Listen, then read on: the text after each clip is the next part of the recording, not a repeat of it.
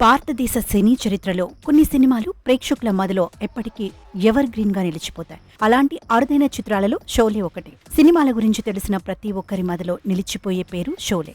Hindi cinema makers కే కాకుండా ఎంతో మంది దర్శకులకు మార్గదర్శకంగా నిలిచిన చిత్రం షోలే. 1975 ఆగస్టు 15న స్వాతంత్ర్య దినోత్సవం సందర్భంగా రిలీజైన ఈ చిత్రం ఆగస్టు 15తో 49 సంవత్సరాలను పూర్తి చేసుకుంది. ఎంతో మంది నటీనటులకు, దర్శకులకు, రచయితలకు షోలే ఒక డిక్షనరీలా మారింది. ఈ సినిమాను చూసి ఇండస్ట్రీకి వచ్చిన వాళ్లు ఎందరో ఉన్నారు. సినిమా విడుదలైన టైంలో యావరేజ్ టాక్ ను తెచ్చుకున్నప్పటికే పోను ఈ సినిమాపై అంచనాలు తలక్రిందులవుతూ సూపర్ హిట్ గా నిలిచింది.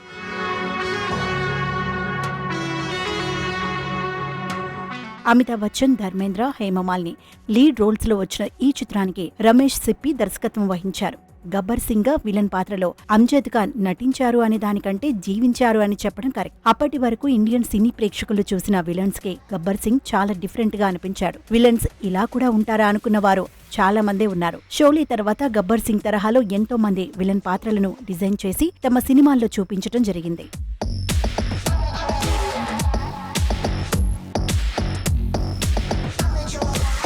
పల్లెటూరు నేపథ్యంలో ఆనాటి పరిస్థితులకు తగ్గట్టుగా సలీం జావేద్లో ఈ కథను రూపొందించారు. ఇక ఈ చిత్రంలోని ఏ దోస్తి, మెహబూబా హే మెహబూబా పాటలకు ఇప్పటికీ ఫ్యాన్స్ ఉన్నారంటేనే అర్థం చేసుకోవచ్చు. ఆ పాటలు ఏ రేంజ్లో హిట్ అయ్యాయో. అప్పట్లో 3.5 కోట్ల బడ్జెట్తో కర్ణాటకలో రామ్నగర్లో ఉన్న రాతి ప్రాంతంలో ఈ చిత్రాన్ని 2.5 ఏళ్లు తెరకెక్కించారు. ఈ చిత్రం 2002లో నిర్వహించిన ఒక సర్వేలో టాప్ 10 ఇండియన్ ఫిలిమ్స్లో నెంబర్ 1 స్థానాన్ని అందుకుంది. ఇప్పటికే ఈ చిత్రానికి ఎన్నో అవార్డ్స్, రివార్డ్స్ అందుకోవడంతో పాటు వచ్చే ఏడాది షోలే సినిమా 50 ఏళ్లు పూర్తి చేసుకోబోతున్న నేపథ్యంలో దేశవ్యాప్తంగా రిలీజ్ చేయాలని ఫ్యాన్స్ కోరుకుంటున్నారు. షోలే ఎప్పుడు రిలీజ్ అయినా రికార్డు స్థాయి వసూళ్లు నమోదు సాధించవచ్చు అనే అభిప్రాయం వ్యక్తమవుతోంది.